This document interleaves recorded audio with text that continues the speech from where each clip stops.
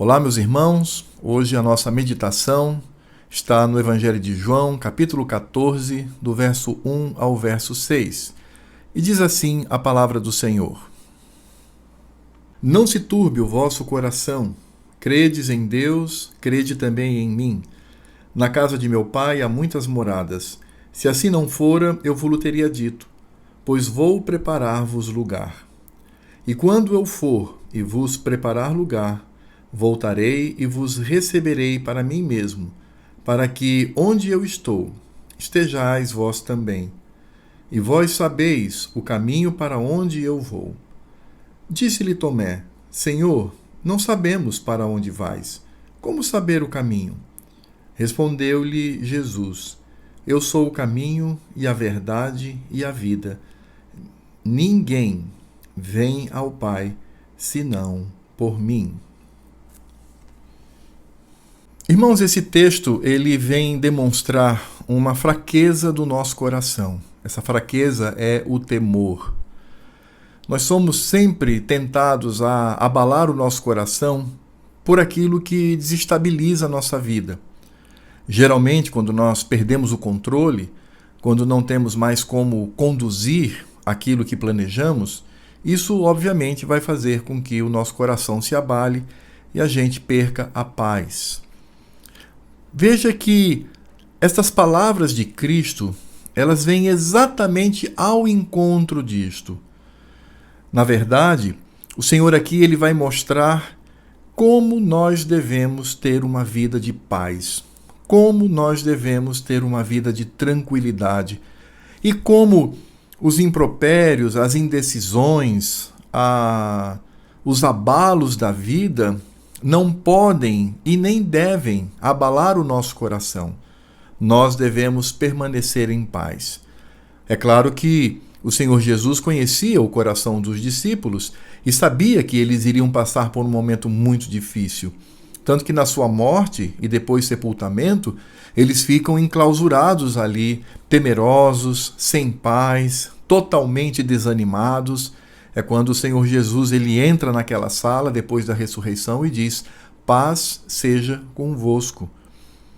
Então, esse texto, na verdade, ele vem não só demonstrar como é o nosso coração, mas também vem trazer o remédio, vem trazer a cura, vem trazer a solução para que tenhamos paz em Cristo Jesus. Portanto, esse texto ele vai começar falando sobre a base do nosso encorajamento. No que eu devo me basear? Está aqui no verso 1, diz assim: Não se turbe o vosso coração, credes em Deus, crede também em mim. Esse texto, irmãos, fala que a base do nosso encorajamento é Cristo. Cristo Jesus. E por que ele é a base do nosso encorajamento? Isso acontece não só porque ele é Deus, porque ele nos conhece profundamente, porque por meio dele todas as coisas foram criadas, mas também porque Cristo, como homem, ele padeceu dor, ele padeceu todas essas vicissitudes da vida, ele experimentou em si mesmo esta dor e tudo aquilo que tem a capacidade de abalar o nosso coração. O próprio Evangelho de João nos revela isso nas palavras do Senhor Jesus. Veja o que diz Evangelho de João 12, 27. Diz assim: Agora está angustiada a minha alma. E que direi eu? Pai, salva-me desta hora? Mas precisamente com este propósito vim para esta hora. Perceberam como o Senhor Jesus, ao se aproximar da cruz, ele tem o seu coração abalado por conta daquilo que ele iria enfrentar? E nós podemos perceber ainda de forma mais contundente, segundo aquilo que está escrito no capítulo 13, verso 21, e diz assim: Ditas essas coisas, angustiou-se Jesus em espírito e afirmou: em verdade vos digo que um dentre vós me trairá. E o que dizer do Evangelho de Marcos, capítulo 14, do verso 33 ao verso 36, que diz assim: E levando consigo a Pedro, Tiago e João, começou a sentir-se tomado de pavor e de angústia, e lhes disse: A minha alma está profundamente triste até a morte. Ficai aqui e vigiai. Ora, o que esses textos demonstram? Demonstram o sofrimento de Cristo, demonstram o seu padecimento, demonstram momentos em que o seu coração se angustia, o seu coração é abalado, ele é tomado de temor como homem, como verdadeiro homem que era, como nós vimos lá em Marcos. E não somente isso, mas Cristo não experimentou apenas o abalo do coração, mas também a solidão profunda, porque lá na cruz o Pai o abandonou, no sentido de que ele virou as costas para o seu filho, porque o Pai odeia o pecado e ele não contempla o pecado. E neste momento, quando Cristo tomou sobre si todos os nossos pecados, o Pai, que até aquele momento estava com o Filho e estivera com o Filho durante toda a eternidade, naquele momento, a comunhão ela foi desfeita, fazendo com que Cristo bradasse o grito de maior dor da sua vida nessa terra: Deus meu, por que me desamparaste? Veja, Cristo tomou sobre si, irmãos. Cristo tomou todo o nosso abalo, todo o nosso abandono. Ele, como Deus encarnado, vindo como homem, ele toma a nossa dor e toma aquilo que abala o coração humano. Porque o coração humano, ele é frágil. Ele não suporta muita pressão. Então, por que Cristo é a base do nosso encorajamento? Porque ele passou por tudo isto. E ele não passou por tudo isso gratuitamente. Ele tomou sobre si todas essas mazelas, incluindo os nossos pecados, os nossos temores, as nossas incertezas, a nossa falta de paz. Ele tomou sobre si. É por isso que a nossa vitória é Cristo Jesus. É por isso que Ele é a garantia de uma vida corajosa, de uma vida de bom ânimo, uma vida confiante, uma vida que não pode ser abalada por nada que é externo. E é nesse contexto que nós vamos entender o que Ele mesmo disse. Aqui no Evangelho de João, no capítulo 14, verso 27, Ele disse assim: Deixo-vos a minha paz vos dou. Não vos-la dou como a dá o mundo. Não se turbe o vosso coração, nem se atemorize. E em 16:33 ele diz assim: Estas coisas vos tenho dito para que tenhas paz em mim. Agora vejam agora o contexto dessa frase tão conhecida do nosso Cristo. No mundo passais por aflições, mas tende bom ânimo. Eu, o Cristo, venci o mundo. Ele experimenta o abalo do coração, ele experimenta o abandono, ele experimenta toda a dor que nos leva ao temor, que nos leva à ansiedade. Por isso ele é a base da nossa confiança. Ele é a base do nosso encorajamento. Não apenas porque, como Deus, ele nos conhece porque nos criou, mas como homem, ele viveu tudo isto. Ele viveu o mais profundo abalo que um homem pode suportar, por minha causa e por sua causa. Ele sofreu o pior abandono que pode existir. Tudo isso por minha causa e por sua causa. Por isto ele é a nossa vitória. Por isso ele não nos abandona. Por isso podemos confiar. E veja que a palavra do Senhor, ela traz uma promessa vigorosa, dizendo que nós somos amparados por Ele. como nós encontramos lá em Isaías 49:15, que diz: acaso pode uma mulher esquecer-se do filho que ainda mama, de sorte que não se compadeça do filho do seu ventre? Mas ainda que esta viesse a se esquecer dele, eu, todavia, não me esquecerei de ti. Essa é a promessa de Cristo. E essa é a base da nossa confiança. Cristo de maneira nenhuma nos lança fora de si.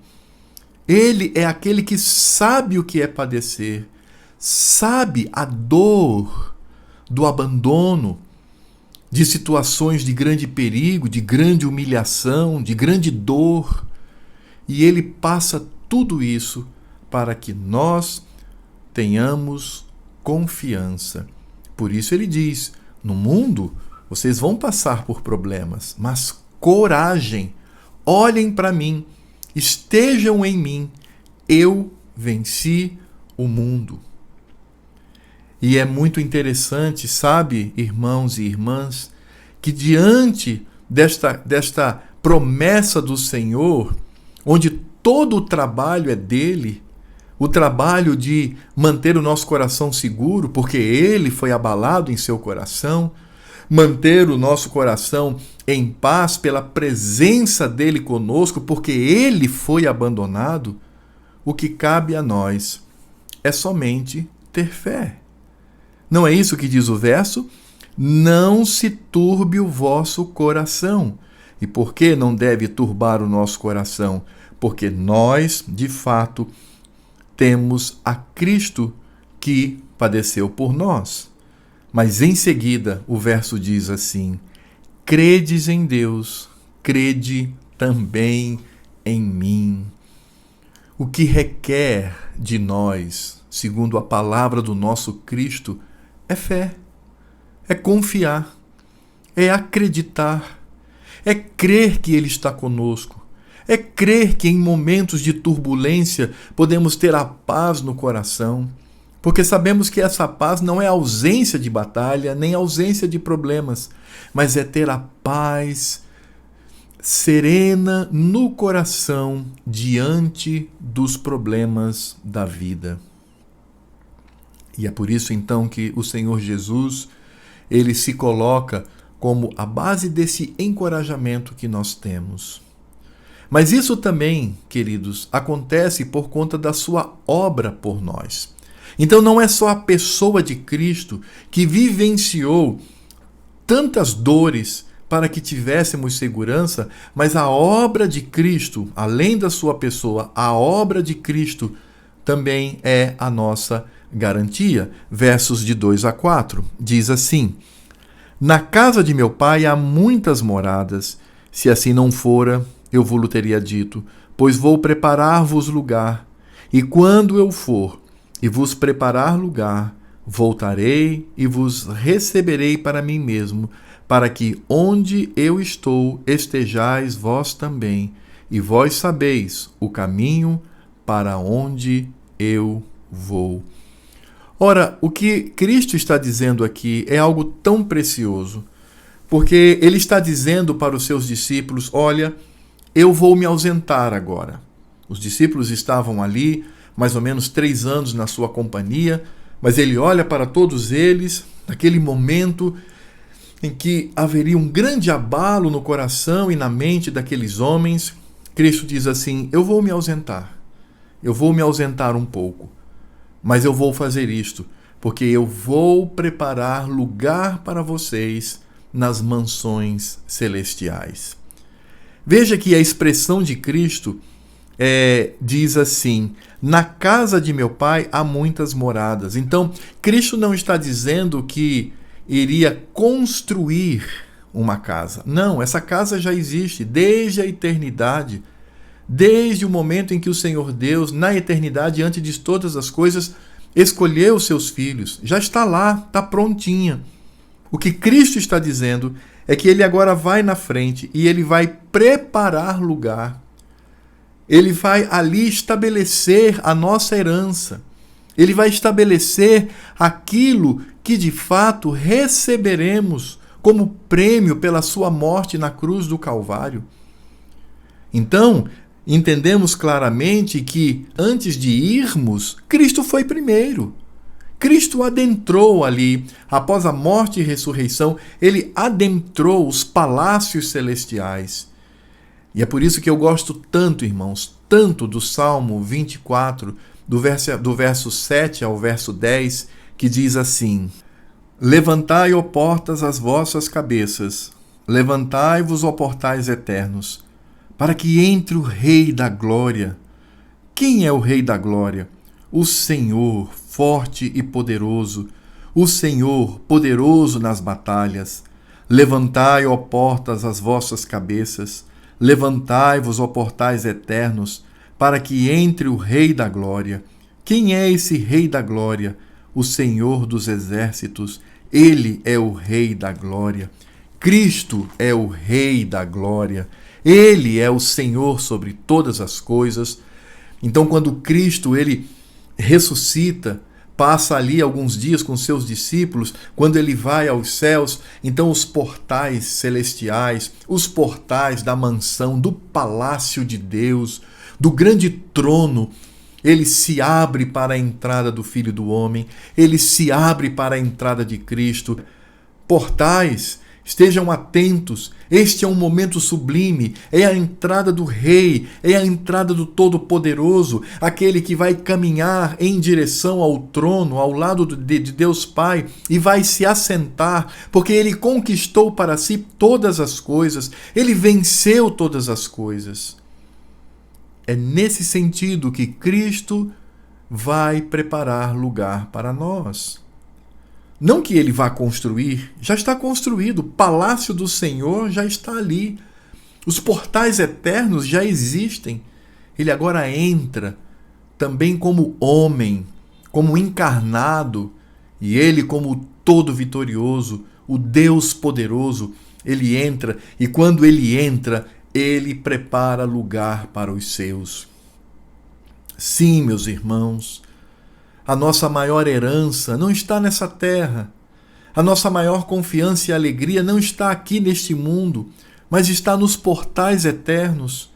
Quando Cristo entra vitorioso, está naquele trono bendito.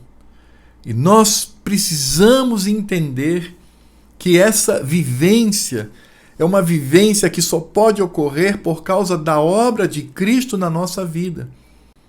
Então, para nós é grande alegria, porque já que experimentamos esta vida gloriosa com o Senhor, mas nós sabemos que este já não se compara com o ainda não.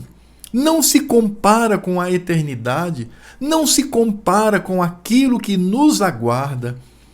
Cristo, então, ele foi, porque ele é o primogênito, ele é o primeiro da raça humana. Ele vai ali como homem e entra vitorioso por seus próprios méritos, por sua obra, por ter completado todo o plano de salvação de Deus Pai.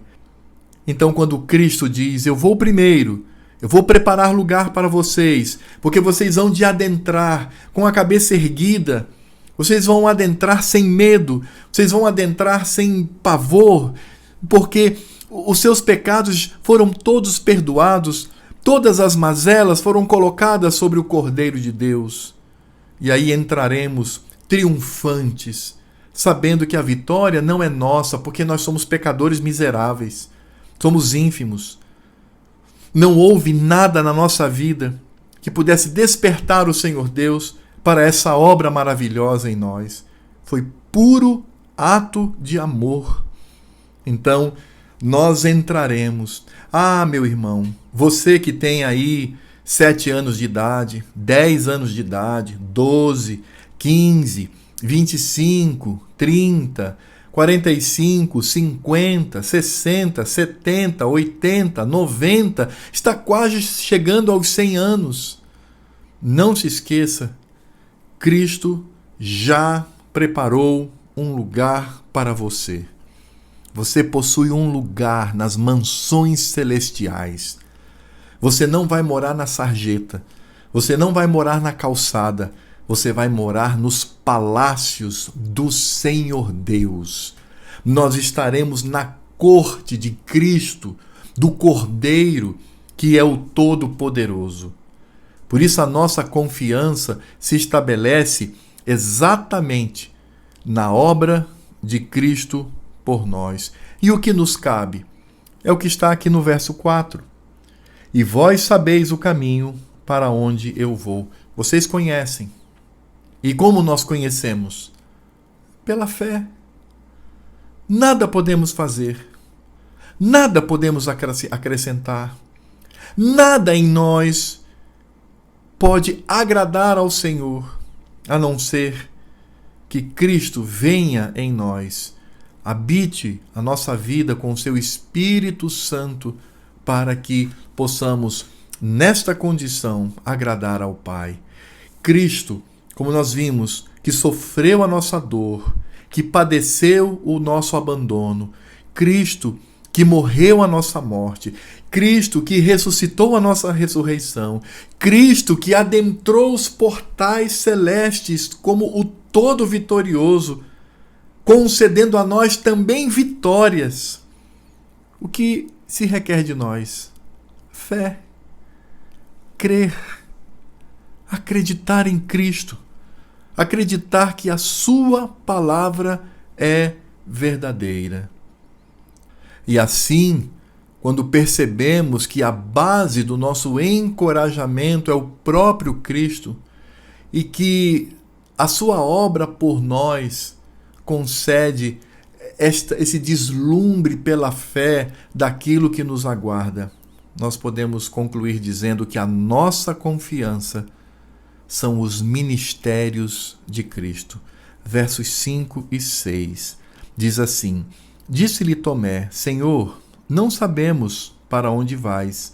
Como saber o caminho? Respondeu-lhe Jesus: Eu sou o caminho e a verdade e a vida. Ninguém vem ao Pai senão por mim. Veja que Tomé não tinha entendido ainda. Tomé ainda estava em processo de aprendizado e ele tinha que ainda digerir e entender pela fé a obra de Cristo. Mas ao perguntar ao Senhor acerca do caminho, nós temos uma das respostas mais conhecidas do Mestre: Eu sou o caminho e a verdade e a vida. Ninguém vem ao Pai senão por mim. Eu, de fato, eu sou a única solução, a única salvação, a única redenção. E isso ocorre por conta do exercício dos ministérios de Cristo. E quais são os ministérios de Cristo? O ministério sacerdotal, o ministério profético e o ministério real. E onde nós encontramos nestas palavras estes três ministérios? Ora, Cristo ele afirma que iria preparar lugar e iria retornar para nos conduzir. E nesse sentido, o seu ministério é voltado para o seu povo. Quando Cristo diz assim: Eu sou o caminho, nós estamos encontrando aqui com toda clareza o ministério sacerdotal. Veja o que diz o Evangelho de João, capítulo 10, verso 9. Eu sou a porta. Se alguém entrar por mim, será salvo. Entrará e sairá e achará pastagem. Cristo é o mediador. Cristo é o caminho. Esse caminho que media a nossa ida ao Pai. E o que é isto, senão a função sacerdotal? Porque o sacerdote, ele é mediador. Ele é aquele que se coloca entre Deus e o povo. E Cristo, então, nos conduz ao Pai. Qual é a única maneira de sermos conduzidos a Deus Pai?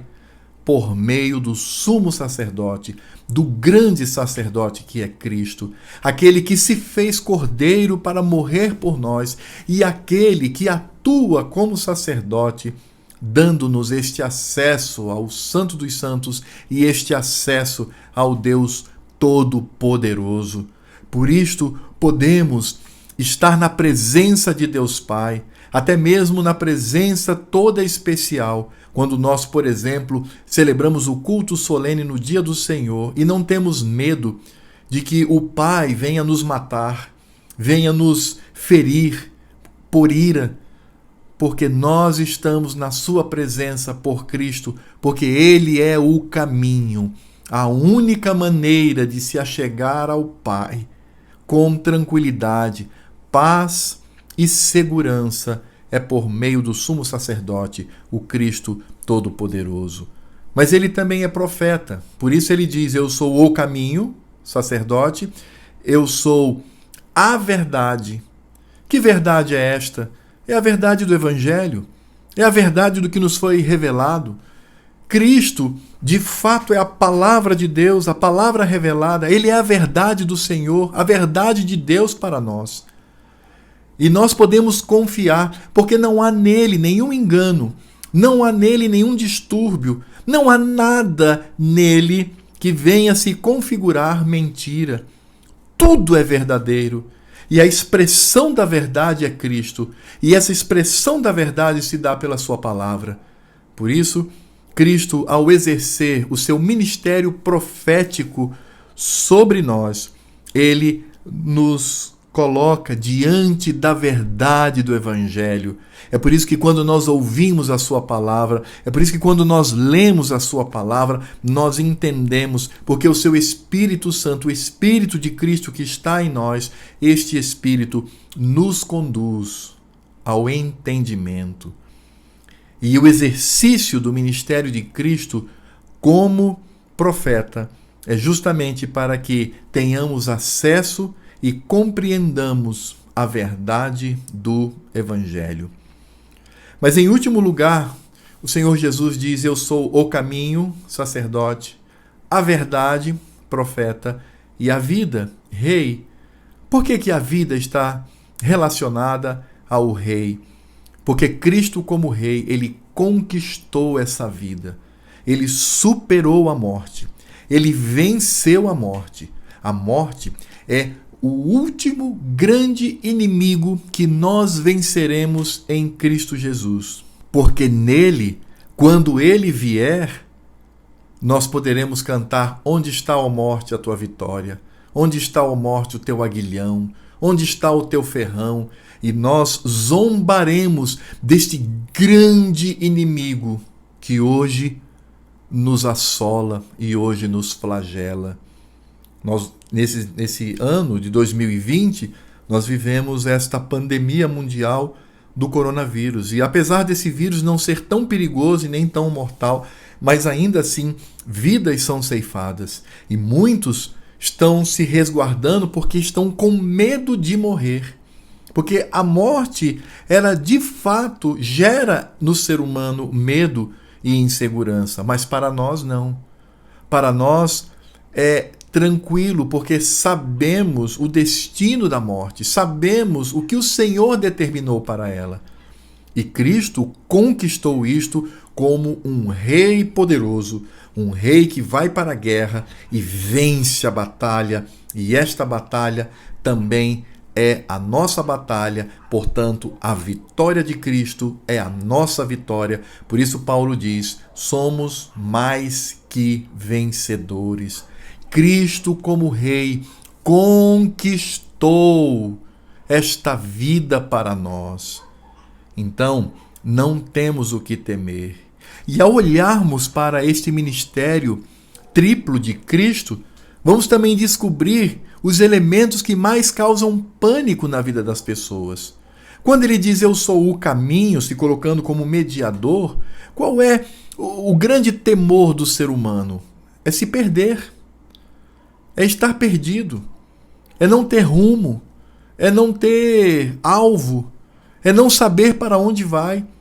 É por isso que muitos ímpios, se não todos, temem a morte de uma forma ou de outra. Por quê? Porque ele não sabe o que o aguarda, ele não sabe o que espera. Ele é tomado por esta brutal insegurança, pelo fato de estar perdido e não ter rumo. Mas Cristo, ele acalma o nosso coração porque nós sabemos o rumo que seguimos. Outro medo também que assola o coração do ser humano é o engano. É a pessoa não está tendo, de fato, conhecimento do que ocorre. Talvez um exemplo prático disso é alguém que sente uma dor, um desconforto, vai ao médico e o médico diz: "Ih, rapaz, temos que fazer um exame aí para ver o que é isso, viu? Isso pode ser uma coisa séria." Pronto, acabou. O médico nem diz qual é a doença, mas acabou. O mundo desaba. Porque estávamos enganados. E quando somos confrontados com algumas verdades do cotidiano, nos abalamos. Porque o engano gera isto. Gera esse medo. E agora, o que eu tenho? E aí, eu não sei quantos já experimentaram, mas até sair o resultado do exame, a pessoa fica aflita, ela fica abalada, porque o que será que está acontecendo? Eu não sei, eu não tenho domínio. Isso aflige o coração humano. Mas Cristo diz: "Eu sou a verdade, e nós conhecemos. Por isto não há engano, não há o que temer." E por fim, o que mais tem assolado o coração do ser humano? Eu já disse isto: a morte. O ser humano tem como seu maior inimigo o ferrão, o aguilhão da morte. Mas Cristo venceu. Cristo ressuscitou. E se o mundo lá fora vive apavorado e o que aguarda após a morte para eles é algo terrível, para nós, o que aguarda é o seio de Abraão. E com a segunda vinda de Cristo, o que nos aguarda é contemplar o Cordeiro na sua corte mais próxima e viver com ele por toda eternidade. Portanto, o ministério de Cristo, como sacerdote, como profeta e como rei, exercem sobre nós esta poderosa segurança que temos. Quais são as aplicações que eu gostaria de trazer para os irmãos nesta meditação? Bem, eu não poderia iniciar as aplicações sem falar na nossa confiança. O que de fato faz com que tenhamos confiança? Ah, meu irmão, se a sua confiança está no seu trabalho, na sua força, no seu cálculo, nas suas atuações para, de alguma maneira, promover uma velhice ditosa, você é o mais infeliz e tolo de todos os homens. Como Cristo mesmo, certa vez, numa parábola, disse: um homem muito rico encheu os seus celeiros, e aí então, ao contemplar o resultado do trabalho, ele diz assim: ó, alma, regala-te, agora tens tudo, não precisa de mais nada. Agora é simplesmente passar os anos sobre essa terra, usufruindo daquilo que foi conquistado. E aí Deus olha para este homem e diz: tolo, esta noite, quando você se deitar, você não há de se levantar mais, porque nesta noite te pedirão a tua alma. Irmãos, precisamos vigiar o nosso coração. É claro que devemos trabalhar, é claro que devemos ter o sustento, é claro que devemos nos preparar, até para não ser peso para ninguém, pelo contrário, para ser bênção na vida de outros irmãos, como as Escrituras nos ensinam. Mas muito cuidado, viu? Cuidado, porque quando nós firmamos o nosso coração nas coisas neste mundo, quando há o abalo, nós também somos abalados juntos. Quer exemplo maior do que essa pandemia? Quantos crentes, eu estou me referindo somente aos crentes, quantos crentes estão falidos? Quantos crentes perderam seu emprego? Quantos crentes não têm perspectiva nenhuma para o que vai comer semana que vem? E aí, a alegria vai embora? Somos abalados como as pessoas do mundo? Ficamos de um lado para o outro? Não! Porque temos Cristo, que cuida de nós, aquele que não nos abandona, aquele que não nos deixa sozinho, mas Ele mesmo tomou sobre si os nossos temores e o nosso abandono. E é claro que o maior temor e o maior abandono que poderíamos ter é sofrer a ira de Deus por toda a eternidade e estar banido da sua presença. Mas não será assim conosco. Nós estaremos com o Pai. Por isso, irmãos, é preciso entender que Cristo, Ele é completo. Ele é tudo o que precisamos. Não precisamos de mais nada para alegrar o nosso coração e para encher o nosso coração de esperança.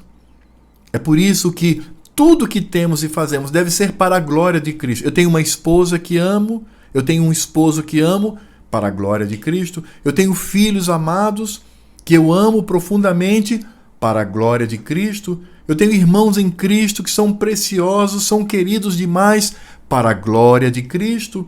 Eu tenho uma empresa que está indo bem, para a glória de Cristo. Ou às vezes essa empresa nem está indo tão bem. Ou às vezes eu perdi o meu cônjuge, ou eu perdi o meu filho, ou eu perdi o meu pai, ou eu perdi pessoas queridas. O nosso amparo está em Cristo Jesus. E ainda que soframos, o nosso amparo é Cristo, na sua pessoa, na sua obra, que traz o seu ministério triplo, como sacerdote, profeta e rei. Agora, irmãos, há uma realidade maravilhosa. É o fato de que nós estamos com Cristo. Nós estamos em Cristo. É o que diz Colossenses, capítulo 3, do verso 1 ao verso 4. Veja só o que diz a palavra de Deus. Portanto, se fostes ressuscitados juntamente com Cristo, buscai as coisas lá do alto, onde Cristo vive, assentado à direita de Deus. Pensai nas coisas lá do alto, não nas que são aqui da terra, porque morreste e a vossa vida está oculta juntamente com Cristo em Deus. Entendeu, irmão? Entendeu, minha irmã? Pense nas coisas lá do alto. É por isso que para nós é uma bênção ter vida de piedade, vida de santidade, porque vivemos as coisas lá do alto. Nossa cidade não é a que está aqui, nossa cidade é a celeste. E nós aguardamos a vinda de Cristo, que há de nos levar e fazer com que entremos nos portais celestes, cheios de vitória. Oh, meu irmão, pense nas coisas lá do alto.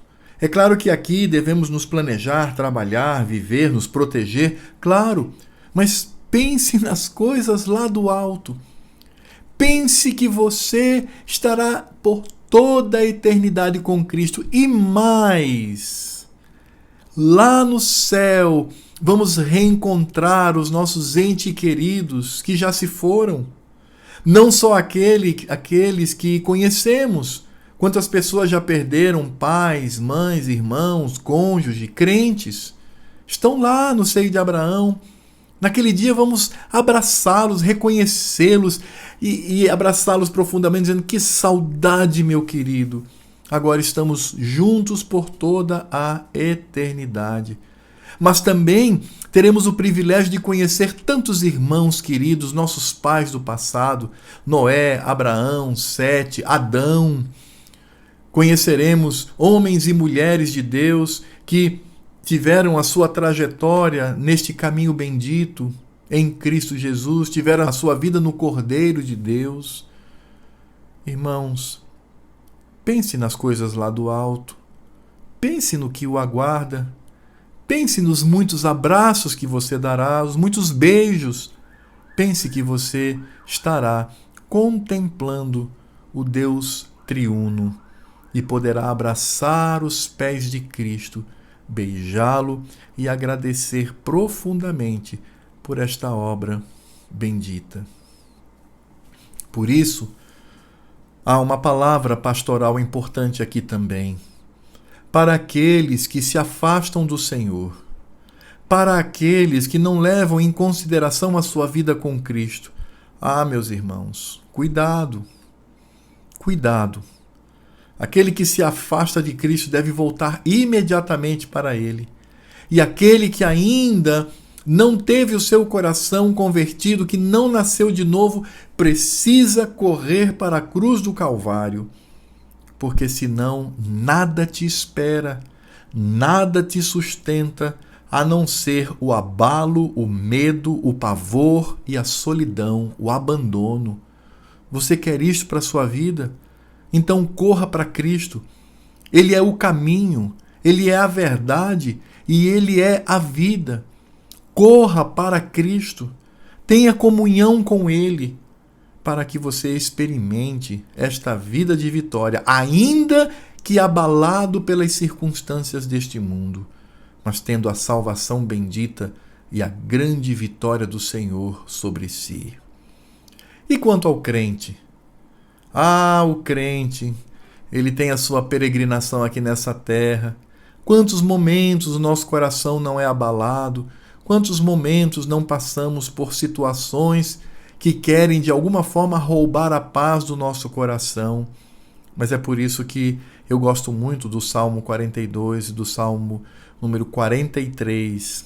Estes dois salmos dizem o seguinte: ao mestre de canto, salmo didático dos filhos de Corá.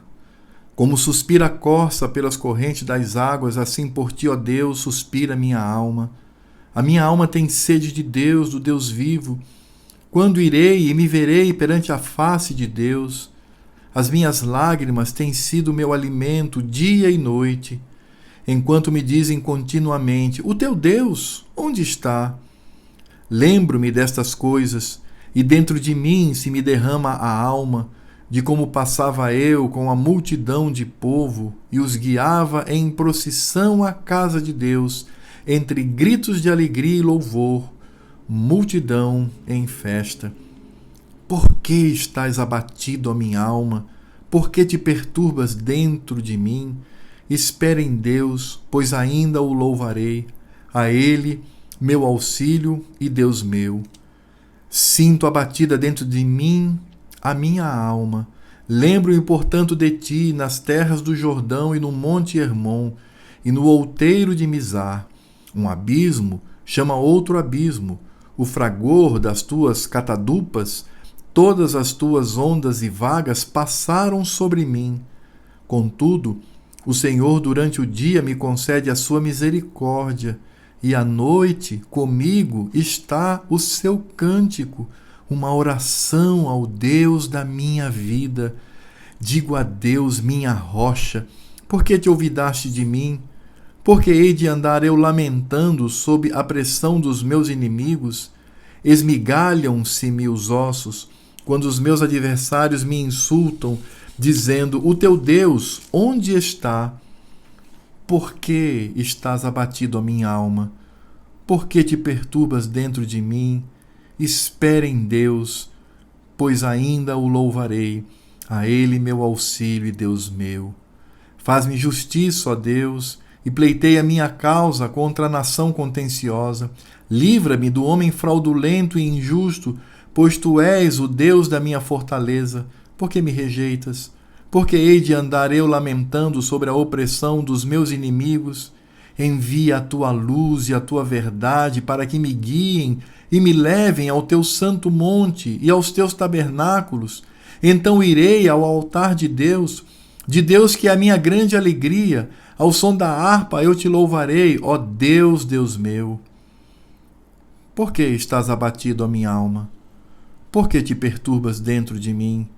Espera em Deus, pois ainda o louvarei, a Ele, meu auxílio e Deus meu. A Escritura Sagrada nos ensina, irmãos, às vezes precisamos pregar para nós mesmos, precisamos dizer a nós mesmos, diante de situações difíceis: por que estás abatido, ó minha alma? Por que te perturbas dentro de mim? Espera em Deus, eu ainda o louvarei, Ele é o meu refúgio, Ele é a minha rocha. Portanto, quando o crente ele é assolado por tantos problemas nesta vida, no momento de profunda angústia e insegurança, ele deve dizer para si: por que estás abatido, ó minha alma? Por que te perturbas dentro de mim? Espera em Deus, pois eu ainda o louvarei. A nossa esperança é Cristo. A nossa esperança é o Senhor, que nos concede a eternidade. Oremos. Senhor Deus e Pai, muito obrigado pela Tua palavra. Obrigado, ó Deus, por aquilo que ela nos revela. Ó Senhor, que estejamos seguros, tranquilos, diante da pessoa, da obra, dos ministérios de Cristo Jesus. Ele disse: não se turbe o vosso coração. Nós não podemos permitir que o nosso coração seja abalado, e isto é possível por causa de Cristo. E nós devemos depositar a nossa fé no Senhor. Por isso a nossa oração é: aumenta-nos a fé, meu Pai. Aumenta-nos, que creiamos e estejamos tranquilos diante do Senhor. Claro que na nossa jornada vamos nos proteger, vamos buscar o alimento, o abrigo, um certo conforto, claro, uma boa aposentadoria, uma velhice honrada, claro, mas a nossa segurança não está nisso, está nas coisas do alto. E que tenhamos no coração isto, porque por vezes a nossa vida pode ser de miséria, de dor, de doença, de abandono dos homens aqui na terra, ou até mesmo por aqueles que morrem e nos deixam aqui solitários.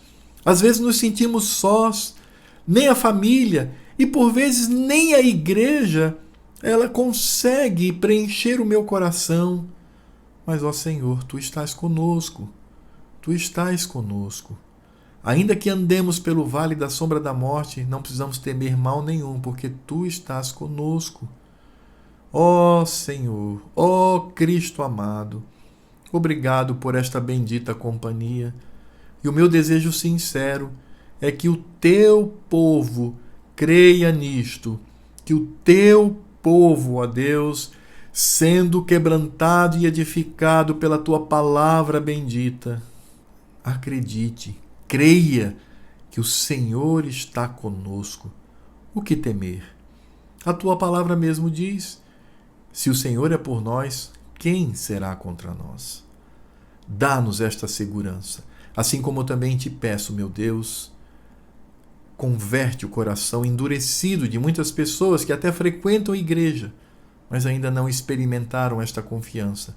Ainda depositam a sua confiança nas coisas terrenas, as coisas aqui de baixo, que sejam alcançadas pelo Teu poder e possam, em Cristo, pensar nas coisas lá do alto. É em nome do Cristo glorioso que eu oro e agradeço sobre essas coisas. Amém. Meu querido irmão, minha querida irmã, que Deus os abençoe.